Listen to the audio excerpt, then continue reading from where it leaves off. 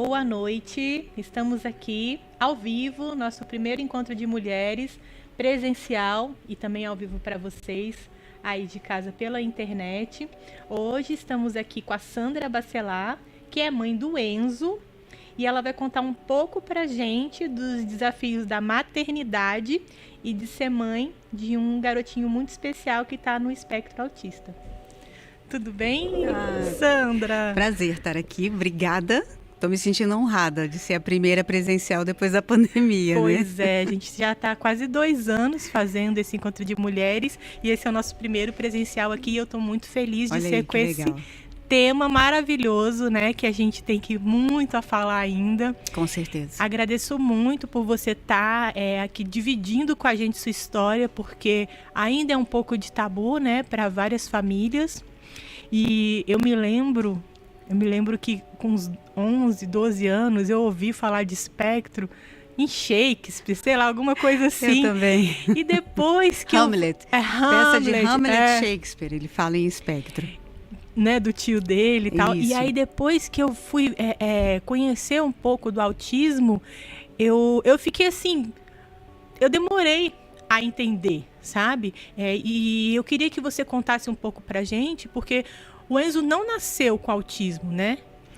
Então, na verdade é tudo tão uma incógnita, né? Para mim, eles falam de autismo de regressão, ou de que estava ali de alguma maneira e que houve um gatilho que disparou isso. Mas o Enzo, ele nasceu a termo, né, numa gestação super planejada, sem intercorrência nenhuma no parto.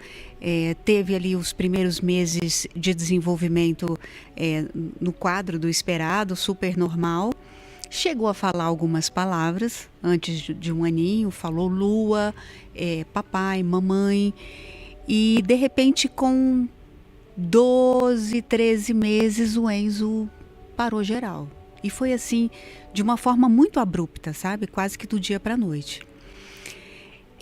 Eu trabalhava fora e a Inês, que está com a gente há muitos anos, falava assim para mim: nossa, mas cuidar do Enzo é uma maravilha. Eu consigo fazer tudo de casa, o Enzo não me dá o menor trabalho. É como se não tivesse criança em casa.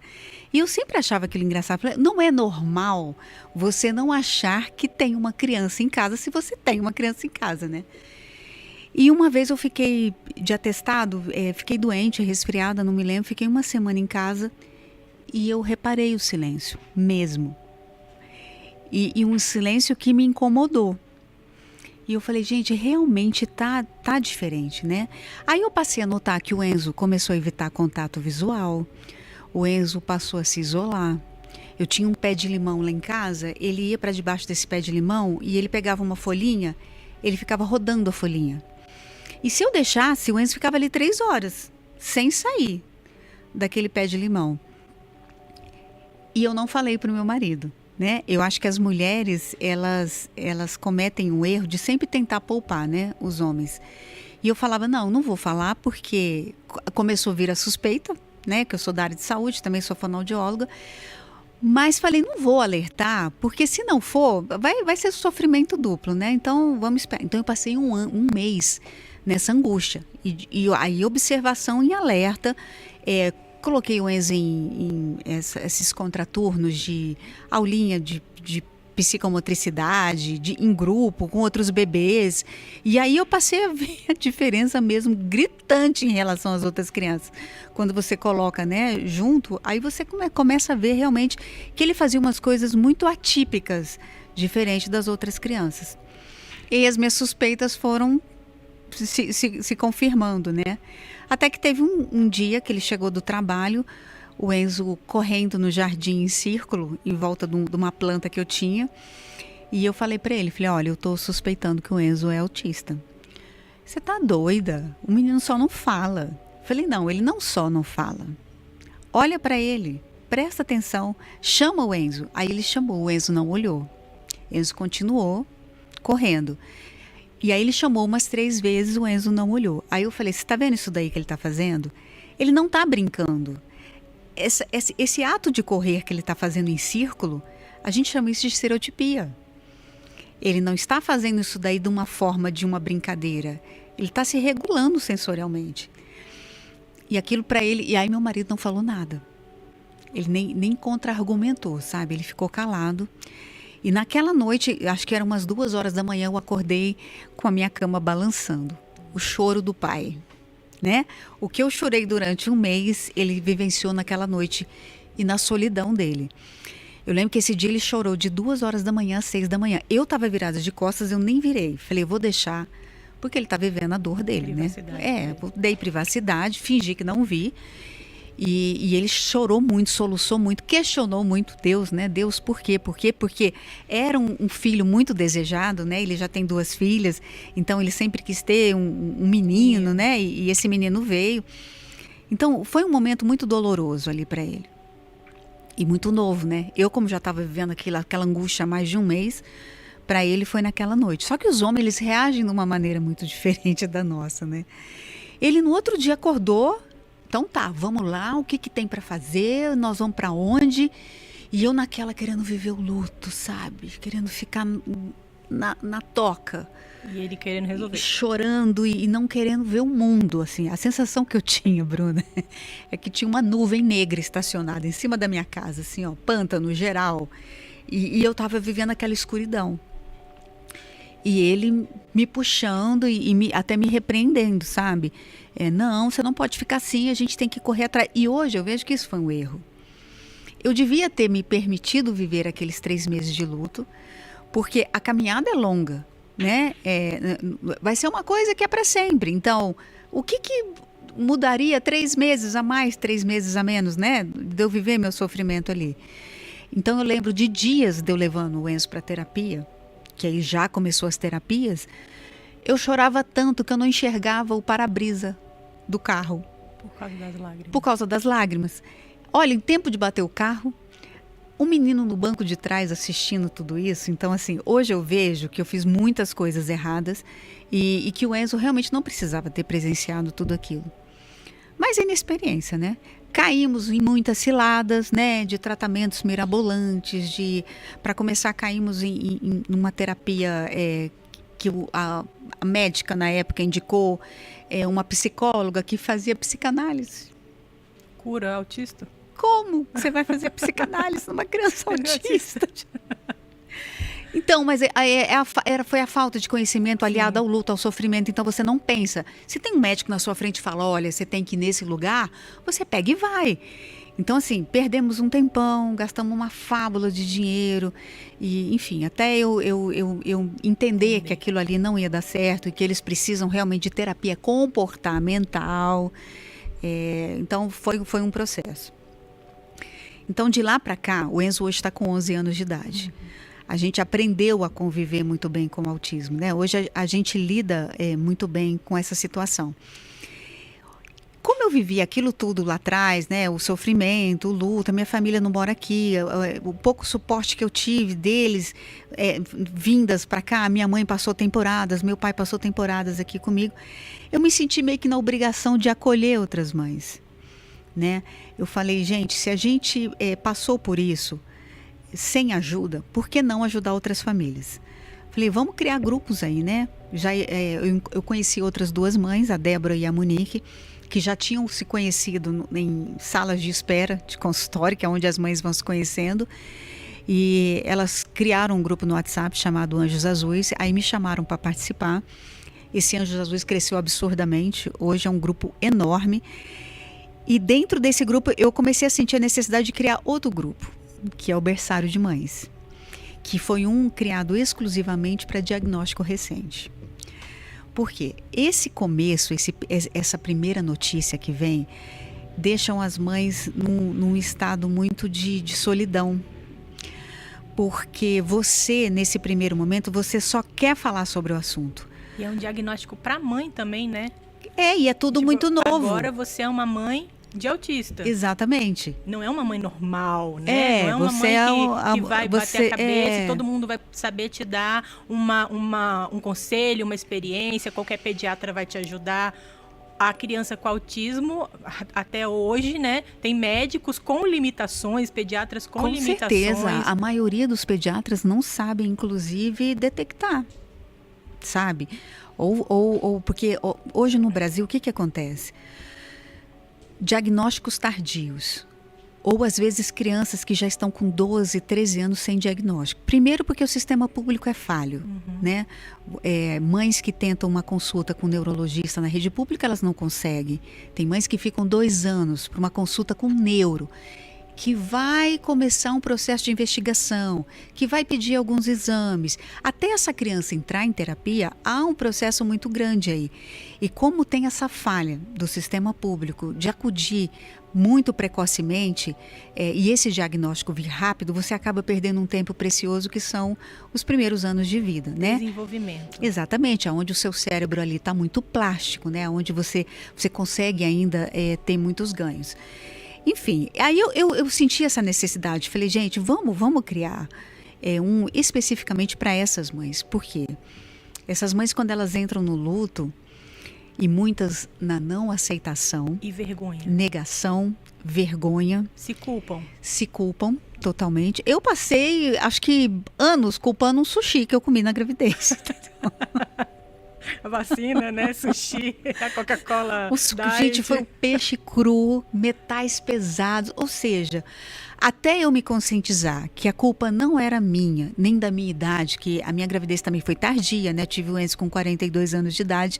Mas aí eu passei a perceber, falei, gente, aquelas mães da Cracolândia têm filhos sem fazer pré-natal, se drogando. E nós vemos aí crianças nascendo típicas, saudáveis dessas mães. Ou seja, não é culpa minha, né? Não é culpa de ninguém. É um acidente. E o autismo não é uma doença, né? Não.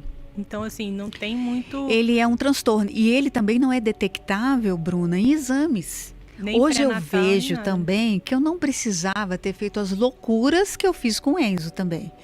Porque aí você vai nos médicos, eles te pedem ressonância magnética, eletroencefalograma de 24 horas com a criança dormindo, sem ser sedada.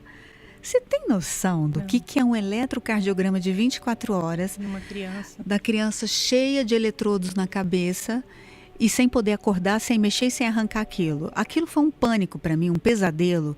E quando eu lembro das coisas que eu submeti o Enzo, para tudo dar normal, o menino não tem nada. Ele é saudável. Fisiologicamente o Enzo não tem nada. E a maioria dos autistas são, salvo os que têm aí convulsões, que têm outras comorbidades, exatamente. Aí ok.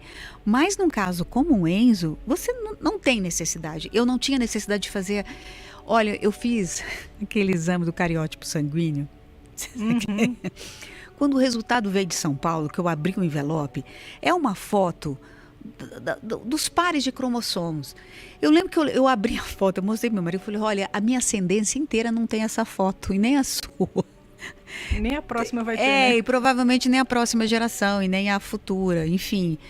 Então, assim, foram coisas que eu fiz por falta de informação. Buscando informação e entendimento.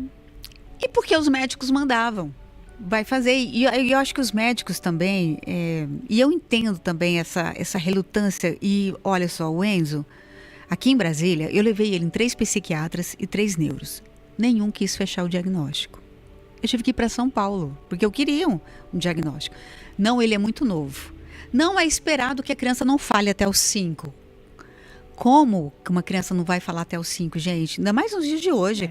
Hoje você vê uma criança de 1 ano, o repertório, o vocabulário de uma criança de 1 ano é uma coisa de assustar, né? Então, assim, para mim aquilo não era normal. E esperar também era uma coisa muito angustiante. Você imagina, você esperar anos. Então eu parti para São Paulo. Então isso foi o quê? Há 10, 9 anos atrás. Hoje as coisas mudaram bastante. Eu vejo assim... que os médicos estão mais corajosos em dar os diagnósticos, menos cautelosos, assim.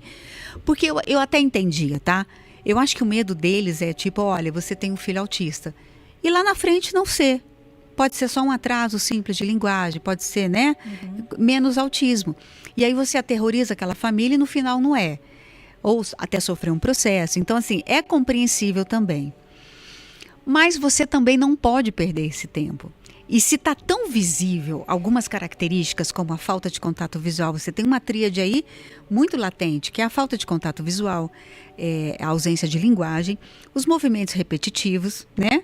Que são coisas, às vezes as crianças balançam a mãozinha, ou fazem esse balançar, ou ficam correndo em círculos, ou seja, é muito latente algumas características. Principalmente em meninos, né? Exatamente, a maior incidência. Por mais que eles falem que não, mas eu ainda, na minha experiência de grupos, e até na experiência clínica mesmo que eu vejo de colegas que trabalham com autismo, a maioria é meninos. É uma incidência muito maior em meninos do que em meninas. Eu acho que às vezes as próprias mães relutam mesmo primeiro pelo que você disse, é um diagnóstico para sempre, né? Uhum. E antigamente, né, vamos dizer assim, nas gerações passadas, o diagnóstico era tão difícil que, apesar de existirem os autistas ali... eles sempre existiram, que né? eram ridiculamente chamados de outros nomes, Isso. né? A gente não via autistas. Porque aí não, aquele menininho lá tem problema, não chega perto dele, eu não. falo também, Bruna, que a maioria dos autistas adultos hoje, por exemplo, da minha idade, tá? E quando eu era criança a gente não via, é porque eles eram mantidos em casa. Sim. Né? Eram trancados. Não chega perto daquele menino, não, que ele vai gritar. E às vezes eram fechados mesmo, sabe? Em suas casas, trancados em quartos, muitas vezes amarrados, né? O autismo severo, a gente sabe que vem com características muito fortes, como autoagressão. Então, assim, muitas mães se veem obrigadas em fazer certas coisas, em conter aquela pessoa. Então, e foram pessoas também que não tiveram tratamentos. Nenhum tratamento. Não tiveram terapias. Né? Eu estava em viagem agora e conheci uma pessoa no hotel, o Enzo estava hospedado e ela viu que o Enzo era autista e ela chegou até mim. Aí ela falou, eu tenho uma irmã autista de 48 anos. Mas ela falou assim, nossa, eu estou vendo a autonomia do seu filho, ele vai no banheiro sozinho, ele consegue ficar aqui no hotel. E ela falou assim, a minha irmã é altamente dependente. Aí ela me mostrou a foto, sabe? Bruna, até a musculatura atrofiada, sabe? De tanto que as pessoas já achavam que eles não tinham capacidade realmente de um desfraude, por exemplo. Eu, quando resolvi desfraudar o Enzo tinha 4 anos de idade, foi nas minhas buscas de leitura de madrugada, entrando em grupos de autistas, de mães de autistas. Eu lembro que eu li um relato de uma mãe do Sul, e ela falando o seguinte, meu filho tem 40 anos de idade e eu não consigo mais trocar a fralda dele, porque ele está pesado. Bruna, quando eu li aquilo, eu fiquei tão em estado de choque que eu pensei assim, gente, eu já sou uma mãe velha. O Enzo, quando tiver 40, eu vou estar com o quê? 80, gente? Eu falei, aí que eu não vou conseguir mesmo, eu vou começar o desfraude desse menino amanhã. E assim, aí junto com a escola, junto com lá em casa, a gente resolveu realmente, porque o desfraude é uma coisa complicada e que precisa estar todo mundo envolvido no mesmo processo, senão não dá certo. E olha, eu vou te falar, ele foi desfraudado como se fosse uma criança típica, no mesmo tempo que uma criança típica. Então, assim, eles conseguem. O que faltou para eles, os adultos de hoje, foi oportunidade lá atrás e até de desconhecimento dessas mães de saberem que eles eram sim capazes, sabe, de se desenvolverem. Então, através dessa busca toda, a gente viu o potencial que o Enzo estava tendo. E aí a gente cai nessa temática que você fala, né? Esses adultos não tiveram essa oportunidade. E eu acho que é por isso que a gente também não via. Hoje eu faço questão que o Enzo, por exemplo, esteja numa escola regular. Sim. O Enzo não está numa escola especial. Por quê? O que eu sempre falei? Eu quero que as crianças típicas saibam como ele é. Porque eu não tive essa oportunidade na minha vida acadêmica toda. Eu nunca tive uma criança especial sentada do meu lado. Na minha sala de aula, eu nunca teve. Então, assim, eu acho que quando as crianças vêm desde pequenininha, acompanhando alguém que é diferente deles, eles vão ser adultos melhores. Sim. Porque aquilo não vai ser uma coisa, uma aberração quando eles verem a primeira vez numa vida adulta. O medo, de ter medo de chegar. Muitas pessoas têm medo de chegar perto de um autista. Pessoas da minha idade. Por quê? Porque não tiveram contato. Então eu falei, não, eu quero que o Enzo fique numa escola regular, porque a gente precisa sim que essas crianças tenham contato com essas crianças, outras crianças diferentes, porque eles vão se tornar também adultos melhores. Então, assim, eu acho que o nosso papel social também é muito importante. O nosso, né, de mães especiais. De deixar também que a sociedade experimente a convivência com eles. Então eu falei, vai sim numa escola regular, vai sim frequentar shopping, vai sim frequentar restaurante, a sociedade que lute. Dele, né? É um direito dele. E assim, eu acho que é exatamente o que você falou, todo mundo sai ganhando com isso, sabe? Eu trabalhei com um menino que ele é autista, né? Aí ele tem, acho que quase 30 anos. E ele fala, mas ele assim, você vê a luta dele com ele mesmo numa reunião, por exemplo, ele desenha. Então, assim, nossa, ele faz vídeo, ele é um gênio, ele é espetacular. Mas, assim, ele pensa 50 vezes antes de falar com você, você vê que ele é mais lento do que as outras pessoas. Tem...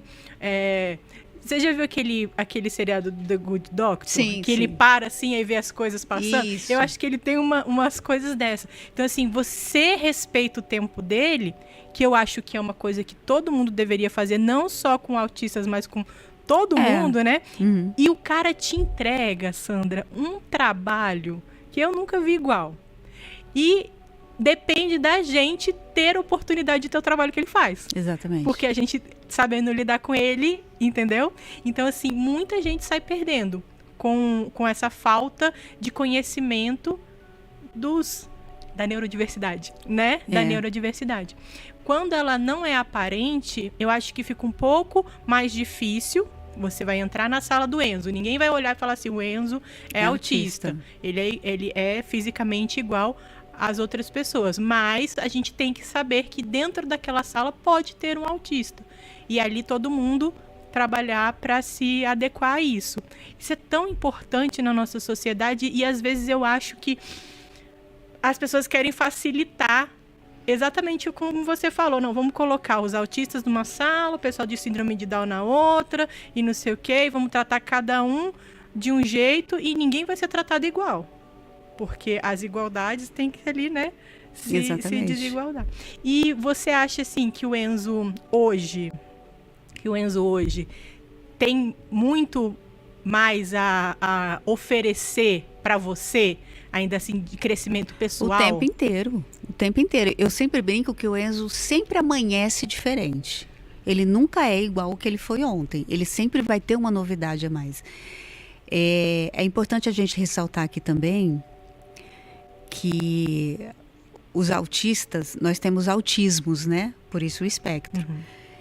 Níveis diferentes, graus diferentes, ou seja, nem todo autista é gênio, né? Nós temos os autistas severos com um grau de comprometimento cognitivo muito grande, uma defasagem assim, muito grande no aprendizado.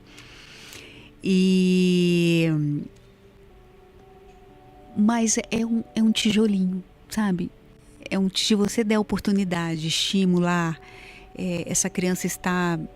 Eu falo que o Enzo, ele teve muita sorte na vida, porque ele caiu numa família onde a mãe dele é uma fonoaudióloga, ela é uma estudiosa do assunto, aonde o pai apoia muito essa mãe, né? Financeiramente, a gente é muito privilegiado, sim, por oferecer tudo o que a gente oferece para o Enzo. E é uma das coisas que dói, né? Na gente saber que mais de 70% da população não tem acesso, a população autista não tem acesso, por exemplo, aos tratamentos que o Enzo tem, né? A tudo que a gente oferece para ele. Então, mas a gente sabe que se tiver estímulo, Bruna, se tiver terapia, há sempre avanços. Nunca tem retrocesso para qualquer ser humano, né? Então, assim, para os autismos em todos os graus, nenhum autista é igual ao outro. Por exemplo, não vai ter nenhum igual ao Enzo. Uhum. O Enzo é o Enzo. E o outro autista que está ali não vai ter as mesmas particularidades que o Enzo tem. Não vai ter as mesmas desordens sensoriais. Os autistas, eles têm muitas desordens sensoriais, muitas alterações sensoriais. Seja tátil, olfativa, visão, audição. A gente tem os sentidos ocultos, né? Quando você sente fome, a sua barriga ronca.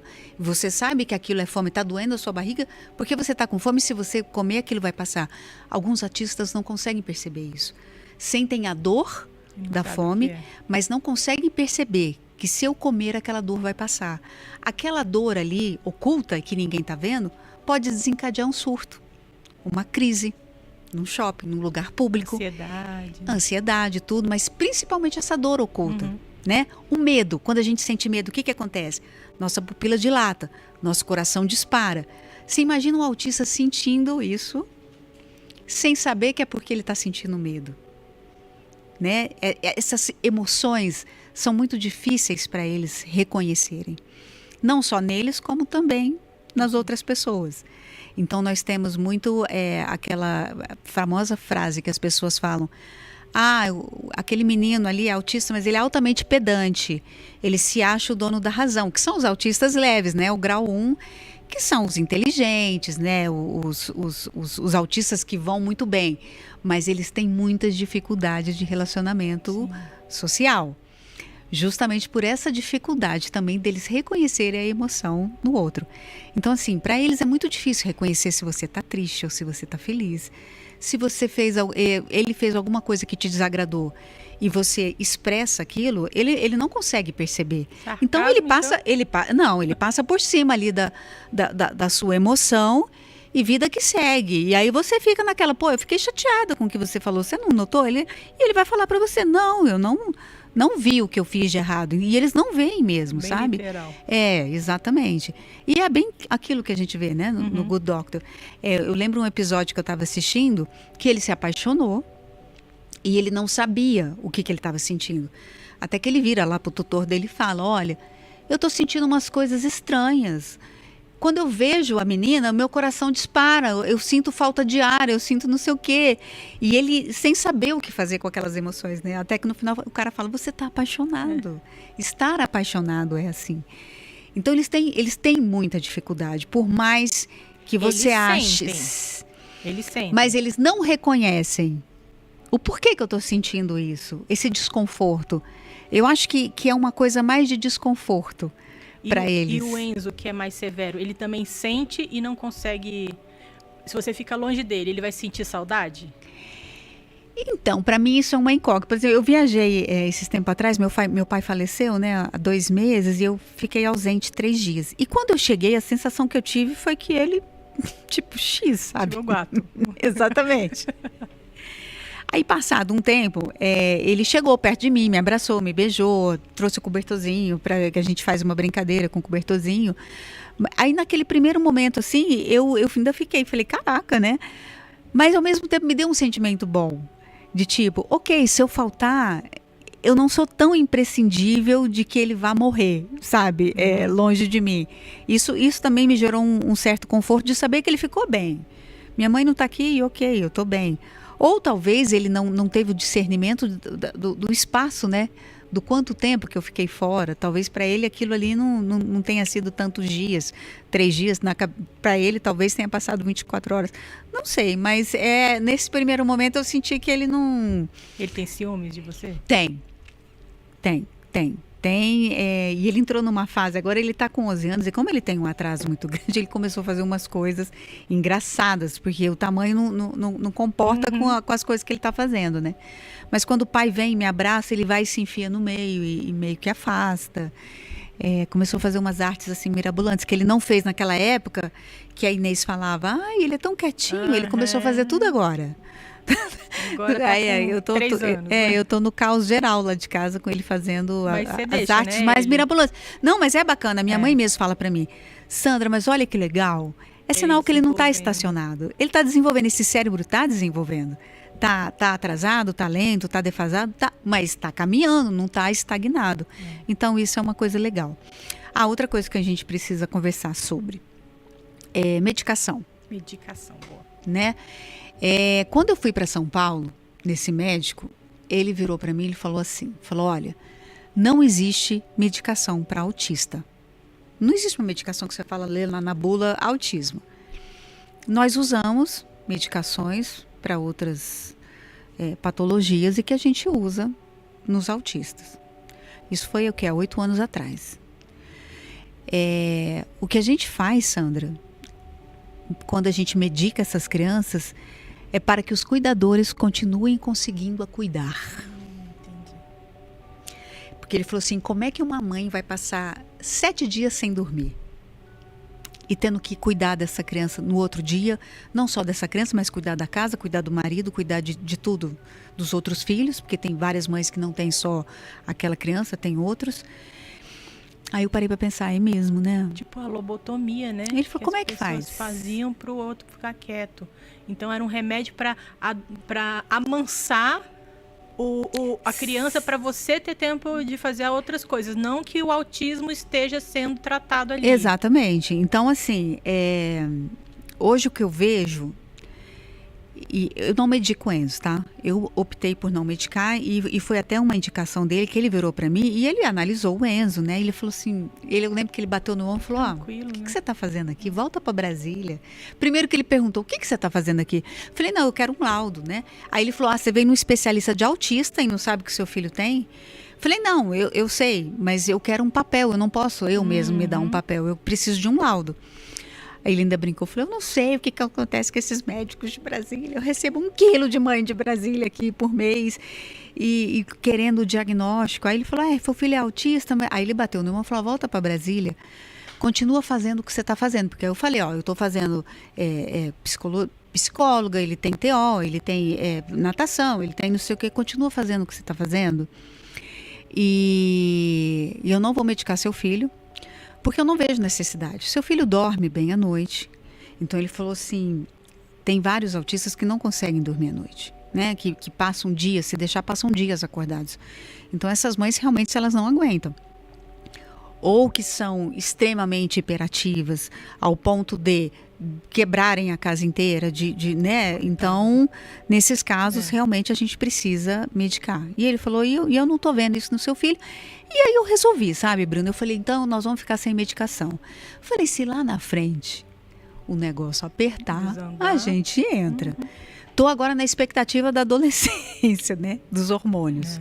Como que é a adolescência? Como é que é essa explosão de hormônios no autista, né? Não sei, mas eu falei, vamos lá, vamos viver essa aventura juntos e a gente vai segurando até enquanto dá. Se chegar num ponto que ficar insustentável, nada contra, vamos entrar com medicação para dar uma baixada de bola, né? Mas eu sempre tive a sensação de que o Enzo, ele é o que a gente chama em terapia de hiporresponsivo, que é aquela criança que ela demora para responder na terapia. O Enzo, ele precisa pegar no tranco. Eu brinco que ele tem que pegar no tranco, sabe? A terapeuta do Enzo, ela precisa ser hiper. Vamos. E puxando a criança o tempo inteiro. Porque ele é devagar, entendeu? Ele é mais slow motion. Assim. Exatamente. Eu brinco que ele é 1.0, entendeu? E aí eu sempre pensei assim, gente, se eu der uma medicação para esse menino que vá deixar ele depressivo, assim, né? Dauzinho. Eu falei, é perigoso esse menino dormir na mesa. Eu já mal consigo arrancar algumas coisas dele na terapia. Ou seja, se eu deprimir esse sistema, aí que nós não vamos conseguir mesmo. Evoluir com ele, né? Aí o que aconteceu? No começo da pandemia, eu sempre suspeitei disso, porque a gente que é mãe, nós conhecemos o nosso filho melhor do que ninguém, porque você está ali convivendo 24 horas. Então, não é um médico que numa consulta com 45 minutos vai falar, olha, tem que ser assim. Não, é essa mãe que precisa dar um feedback. No começo da pandemia, as pessoas, por que você não medica? Medica o menino, porque taranã, taranã. E muito na cabeça do meu marido. As pessoas, né, o brasileiro, ele é palpiteiro, né? É mesmo. O brasileiro, ele é invasivo. E aí, no começo da pandemia, quando todo mundo teve que ficar trancado dentro de casa, eu virei para ele e falei, olha, se você quiser tentar uma medicação, a gente tenta agora, né, no começo. Eu acho que não vai dar certo, que vai acontecer isso. Aí ligamos para um psiquiatra, consulta online, aquele negócio todo. Aí tem uma certa medicação aí que a maioria das mães usam, que ele falou, olha, nós vamos pegar 10 miligramas e vamos fracionar em não sei quantos comprimidos. Vai ficar 0,0000 miligrama, assim, ridícula. Mandamos manipular o negócio. Bruno, eu dei, acho que 2 dias para ele. Enzo dormiu o dia inteiro. Aconteceu exatamente o que eu pensei que ia acontecer. Aquela criança apática, assim, ó. E parado. Nem pular ele pulava. A estereotipia do Enzo é pular, tá? Pular. O Enzo adora pular. Não pulava e eu comecei a achar aquilo tudo muito estranho, sabe? Eu falei, gente, tá vendo? Não é meu filho, né? Tá interferindo aí no trabalho desse cérebro. Não é meu filho que tá aí. Aí resolvi retirar e... Ok, virei pro meu marido e falou, tá satisfeito? Viu? É desse jeito. Tentamos, então agora as pessoas quando vierem falam, a gente já tentou, mas não deu certo. E ok, vida que segue. Melhor, né? Com certeza. Não tirando o que você falou, o direito da mãe que precisa que quer usar, e que precisa, com certeza. Mas e eu sempre falo isso, falo, gente, eu não medico porque o Enzo não me leva, não me exaure, entendeu? Eu não fico exausta. O menino dorme, o Enzo dorme 9h30 da noite. Coisa que muita criança típica não faz. Tem criança típica aí que vai dormir 11h30, meia-noite. Sim. Ele dorme 9h30 da noite e ele vai até o outro dia, 6 horas da manhã. Então, assim, é uma criança que me dá em casa o mesmo trabalho que uma criança típica daria, né? Nada que me deixe de cabelo em pé. Então, se desse, ou se houvesse aí um caso de convulsão, sim, epilepsia também, que em vários casos aí de autismo é comum, né? Essas epilepsias, tem que medicar, realmente tem que medicar. Quando há alguma coisa e quando interfere também na dinâmica familiar, eu acho que sim, que precisa medicar. E eu queria que você convidasse as mães que estão ouvindo a gente agora, que tiveram um diagnóstico recente, para participar do seu grupo de mães. Ah, sim. Então, nós temos o berçário, temos o Anjos Azuis. Eu brinco com o Anjos Azuis, já é de mães mais, com mais tempo, que elas estão muito descoladas lá, elas discutem terapias, uma série de questões. Agora, se você está no diagnóstico recente, pode me procurar, eu tenho minhas redes sociais, então assim, as mães geralmente me acham pelas redes sociais e me mandam direct ali pelo Instagram. Meu Instagram é aberto, eu deixo aberto justamente por isso. Então, tem como você me mandar uma mensagem e aí a gente troca número de telefone. Quando eu vejo que essa mãe tá muito ruim, tá muito machucada, eu mesmo gosto de fazer esse acolhimento pessoalmente durante um tempo, para depois colocar ela dentro do grupo. Porque muitas vezes as pessoas não estão preparadas para ouvir certas coisas. Concorda? Porque a tua ferida tá tão aberta ali. E às vezes vem uma mãe falando, olha, hoje na escola meu filho foi machucado, apanhou, ou aconteceu não sei o quê.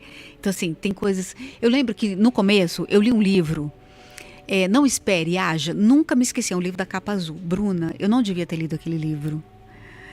Porque eu quase morri no dia que eu li esse livro. Então eu gosto de separar, sabe? De prepará-las primeiro, emocionalmente. Deixar elas viverem o luto que Exatamente. E sempre falo, pode chamar a hora que for, pode ser de madrugada, sempre vai ter uma mãe alerta esperando para socorrer outra.